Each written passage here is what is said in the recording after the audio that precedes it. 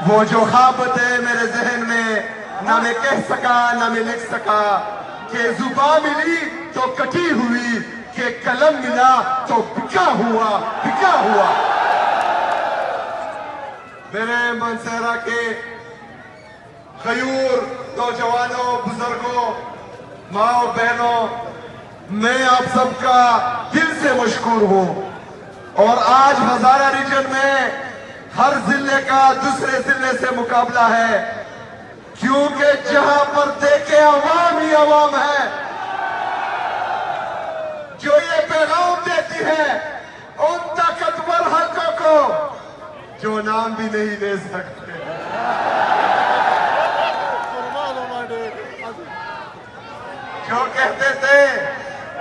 जो कहते थे कि इमरान खान खत्म शुद, इमरान खान यहां है।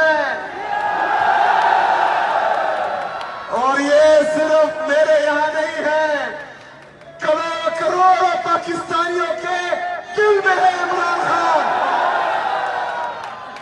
एक शख्स तो खत्म हो सकता है, लेकिन एक नजरिया किसी का बाप भी खत्म नहीं कर सकता।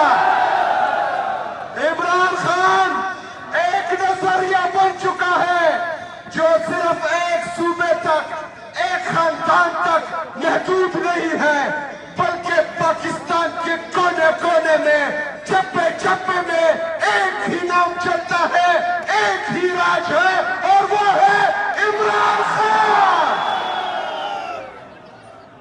पुरानो इमरान अहमद खान, इमरान अहमद खान, इमरान अहमद खान, नाम याद रखना।